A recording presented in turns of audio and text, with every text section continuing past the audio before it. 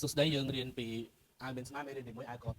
តាំងនៅក្នុងសភៅវគ្គ2នៅក្នុងសភៅវគ្គ2យើងបើកមកយើងមានឃើញមេរៀនទី1ដូចសភៅវគ្គ1ដូចគ្នាដែរអញ្ចឹងបាទអញ្ចឹងរបៀបវាស់របៀបអីក៏ដូចគ្នាដែរបាទមានតាំងពីជីបក្រោមទ្រុងរៀងមុខរៀងក្រោយហើយរបៀបចុះក៏ដូចគ្នាដែរបាទគឺផ្ទាំងខាងក្រោយមានខ្សែទ្រុងខ្សែស្មាខ្សែរៀងចង្កេះខ្សែរៀងក្លាក់ខ្នងក្រោយនិងខ្សែ50មុខពីរដូចគ្នាដែរការអនុវត្តក្បួនរបៀបកាត់មាននៅលើសភៅវគ្គ1ហើយបាទអញ្ចឹងយើងដឹងហើយអញ្ចឹងយើងចូលដល់តួសេចក្តីតែម្ដងរបៀបចុះគ្នារបៀបអីក៏យើងមានអញ្ចឹងយើងកន្លែងមកមើលទំព័រទី5គឺរបៀបនៅក្នុងសភៅវគ្គ2នេះយើងអត់បានបង់លេខដោយសារតែវាមាននៅក្នុងសភៅវគ្គ1បាទមានម្ខាង2លេខម្ខាង2លេខម្ខាង1លេខកន្លះអញ្ចឹងនៅក្នុងទំព័រលេខ5ហ្នឹងជាវាមានទំហំម្ខាង2លេខម្ខាង2លេខគឺយើងដឹងហើយរាល់នៅក្នុងរូបហ្នឹងគឺសិតតែមាននៅក្នុងសភៅវគ្គ2ទាំងអស់ហើយចំណុចដែលជាធ្នេនេះអ្វីដែលយើងចង់រៀនគឺចំណុចដែលជាធ្នេហើយធ្វើការចេញខំមានន័យថាអាវកតាំងគឺយើងវាស់ជុំវិញករបស់មនុស្សពាក់នៅលើអាវហ្នឹងបើយើងវាស់ឃើញ36មានចំណុចប្រវែងរបស់កនោះគឺ36ហើយការចុះកខាងក្រោយយើងចុះ3លេខយើងចេញកទៅ7លេខខាងមុខយើងចេញមក5លេខយើងចុះមក7លេខហើយការដែលដេកអាវនឹងបញ្ចូលគ្នាយើងវាស់ថាតើជុំវិញកខាងក្រោយនិងកខាងមុខមានប្រវែងស្មើនឹងកអាវដែលយើងកំពុងកាត់ទេបើសិនជាវាមានតូចជាងយើងអាចធ្វើការជា0.25កន្លងជុំវិញឬក៏ជាខាងមុខចុះបន្តិចហើយខាងមុខមានការប្រែប្រួលពី7 8ទៅ9យើងអាចចុះបានបើសិនជាកគេធំ7នេះវាបដូរដែរណាអញ្ចឹងនៅក្នុងរូបនៅក្នុងរូបសភៅយើងនេះបាទទំព័រលេខ9ទំព័រលេខ9នេះខ្ញុំបានបង់លេខទេដើម្បីឲ្យមានការកាត់ទៅមានការប្រែប្រួលបើសិនជាប្រភេទកវា40កមកវាឈ្មោះយើង40ឬក៏កឈ្មោះយើង39អញ្ចឹងកន្លែងចំណុចនេះក៏យើងនៅចុះ7លេខដែរតែបើយើងដឹងថាវាធំហើយណាយើងអាចចុះវាមក8លេខក៏បានដែរទំព័រលេខ9ទំព័រលេខ9យើងទៅមកចុះ7លេខចេញ5លេខចុះ7លេខចេញ5លេខទំព័រទី9សភៅវគ្គ2ហើយចំណុចការចេញកគឺដោយសារតែខាងក្រោយយើងនេះចេញទៅ7ហើយរូបមន្តវា19ដល់តែពេលខាងមុខយើងនេះ17ដោយសារតែរូបមន្តវានឹងដក2អញ្ចឹងបើកខាងក្រោយ7លេខត្រូវដក2ដើម្បីដាក់កខាងមុខបើកខាងក្រោយ8លេខត្រូវដក2ដើម្បីដាក់កខាងមុខបើកខាងក្រោយយើងចូល7យើងយក7ដក2ដើម្បីស្មើនឹងតួលេខដែលយើងចេញកខាងមុខព្រោះនេះសភៅវគ្គ2នេះណាសភៅវគ្គ2ហើយចុះមក7លេខគឺជារូបមន្តគោលចុះមក3លេខគឺជារូបមន្តគោលមានការប្រែប្រួលអាស្រ័យទៅលើកតូចកធំតែអត់ខុសទេចុះឲ្យហើយជាកពុំឲ្យហើយកាត់កណ្ដាត់ឲ្យហើយដេកឲ្យហើយដើម្បីចង់ដឹងថាតើប្រវែងជុំវិញប្រអប់កនេះស្មើនឹងជុំវិញកមនុស្សដែលយើងវាស់បើសិនជាយើងវាស់ឃើញ38ករបស់ភ្ញៀវតែយើងជាប់ទាំងអាវខាងមុខមកខាងក្រោយស្រាប់បាន36តើគួរធ្វើយ៉ាងណាយើងជាកន្លងជុំវិញ0.25មានស្មើអត់បើស្មើជាជុំវិញកន្លះលេខជាស្មើគ្នាតែម្ដង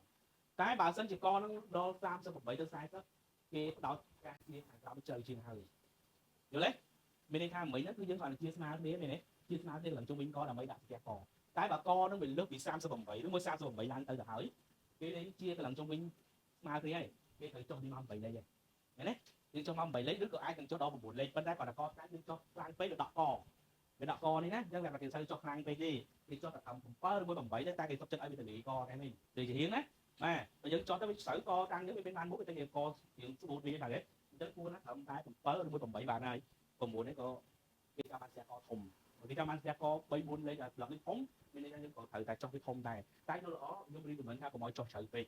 ចុះ9ក៏វាមិនខុសដែរតែវាបញ្ញកវាឲ្យកនឹងមូលស្អាតទេតោះណាហើយអ្នកដែលពាក់កតាំងស្អាតសមជាងគេអ្នកដែលមានបំពង់កវែងបំពង់កខ្លីក៏ពាក់ទៅតាមដែរណាហើយក៏មិនពាក់បានទេយើងពាក់បានដូចគ្នាគ្រាន់តែយើងកាត់ស្ទះកនៅសល់តូចទៅទាំងពីរលេខអីក៏យើងពាក់បានឬក៏យើងកាត់ស្ទះកខាងមុខមានសភាពខ្លីហើយខាងក្រោយមានសភាពវែងក៏យើងអាចពាក់បានឃើញទេមានអ្នកកមុខតូចទៀតតែកក្រោយវែងហ្នឹងក៏យើងពាក់បានហ្នឹងក៏កតាំងដូចគ្នាដែរការយើងធ្វើអត់អីចុះ3លេខដើម្បីចេញគេអានេះបើយើងជឿទេចុះតែ2ទៅបើយើងឆ្លងថា2ហ្នឹងល្មមហើយចុះ2មកមានន័យថាយើងចុះថងនឹង2លេខហើយបើយើងធ្វើការចេញពីហើយបើយល់ថា2លេខទៅវានៅរាក់ពេកយើងចេញមក3លេខមកបើ3លេខរាក់ពេកយើងចេញមក4លេខមកសំខាន់គឺយើងចង់ដងខ្លួនយើងនឹងវែងហើយមកចេញពីហើយអត់ខុសទេការយើងស្រឡាញ់តាមមុនយើងចង់បាន2 3 4អាស្រ័យលើយើងចង់បានថាការចុះប៉ុណ្្នឹងវាសមហើយនៅយល់ទេមានអីឥឡូវខ្ញុំចុះ2លេខអញ្ចឹងកន្លែងនេះខ្ញុំចេញថង2លេខឬមួយក៏ខ្ញុំចេញធម្មតាបកគោល9លេខនេះទៅបានហើយនេះ vô thầm muốn lấy máu nhóm trên thì pi đang mau đầm đồng này dân tranh mau ai mau với bà cô muốn lấy bao nhiêu đấy dân tranh mau pi cho pi lấy đi mà đấy hai đó ca tranh thắng bật tiếp lại đi máu mà lấy để tiếp biến cho xong lên máu mà lấy nó mới pi lấy của bạn này lại nữa thời bật tiếp việc mình tháp trang một trang khỏi cái thời bật tiếp mỏng bật tiếp này lại nè tí về miền thẻ vậy cái này dân làm xong đây hả làm xong đây giờ mình cho mà lấy ta đừng lúc đấy cho America cho mà lấy cho thằng đấy cho dân cho mà lấy dân làm ta mà lấy chắc bà dân miền buôn ban đang hay bài cho thì đây còn đấy nèเคยនៅក្នុងសភៅឃើញមានកំណុកពីរហ៎អញ្ចឹងមានន័យថាកដាលនេះវាត្រូវមានការបញ្ចុងចុះបន្តិចបាទអញ្ចឹងយើងអាចពេញនៅក្នុងទំព័រលេខ10នៅកន្លែងចំណុចហ្នឹងដាក់ថាចុះមួយលេខមកដើម្បីការចេញថងអេលេខ2នេះយើងចេញមកឲ្យដល់បកគោលេខ3ក៏បានឬមួយយើងយកត្រឹមតែ2លេខក៏បានដែរណាយើងយកត្រឹមតែ2លេខក៏បានដែរហើយដើម្បីធ្វើការចេញថងហ្នឹងគឺនេះចំណុចដែលយើងលួចហើយនេះណាបាទពុំបានប៉ុណ្ណឹងយើងកាត់ពុំបាននៅសល់ប៉ុណ្ណឹងយើងចេញលើកណ្ដាលបាទណាតែយើងថានេះរបៀបយើងសេរីពុំសេរីពុំពេលដែលយើងកាត់ក្បួនហ្នឹងគឺយើងកាត់រូបរាងបែបហ្នឹងនេះរបៀបយើងចេញថងពេលដែលយើងជ្រៀកពុំហ្នឹងចេញបាទណាមានយើងជ្រៀកពុំហ្នឹងចេញវាមានថងទាំង A លេខ1និង A លេខ2មានថងរួចជាស្រេចប៉ុន្តែចំណុចដែលយើងចូល10នេះមានន័យថាពេលដែលយើងកាត់ហើយយើងបូននៅលើកណ្ដាលមួយខាងមួយលេខខាងលើឯងថងមួយខាង10លេខណាឬមួយក៏7លេខឬក៏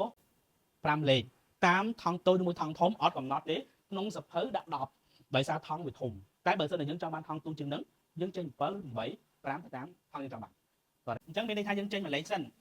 យើងចេញលេខមួយលេខសិនណាយើងចេញលេខមួយលេខសិនហើយចាំយើងចេញមក10លេខនេះយើងចេញមក10លេខអញ្ចឹងទៅនេះ10លេខរូបរាងចេះនេះ10លេខណាទាំង A លេខ2មានរូបរាងចេះឃើញទេមានរូបរាងចេញខាងនេះមកហ្មង10លេខខាងនេះ2លេខឬក៏3លេខស្មើជាមួយនឹងពុំដែលយើងមានស្រាប់បាទអញ្ចឹងរូបរាងវាដែលចេញថងគឺប៉ុណ្្នឹងឯងឥឡូវយើងចេញថង A លេខ3 A លេខ3ក៏យើងត្រូវចេញពីមួយលេខហ្នឹងទៅដូចគ្នាដែរណាហើយថងចំណុច2លេខនេះដូចគ្នា2លេខទៅយើងចេញមក10គឺយើងបដូររូបមន្តចែកលេខមកចែកនៅលើការចុះថងវិញមានន័យថាបើយើងចុះមក3លេខឬចុះ2លេខបដូររូបមន្តមកចែកនៅលើ2លេខហ្នឹងវិញអញ្ចឹងដោយយកបរិមាណចែកទំហំមកនៅលើអានេះបើសិនជាអានេះយើងចែកឃើញ30អានេះ30កន្លះអញ្ចឹងយើងបដូរពីរបៀបនៃការចែកទំហំមកប្រើនៅលើចំណុចដែលយើងចុះចេញថង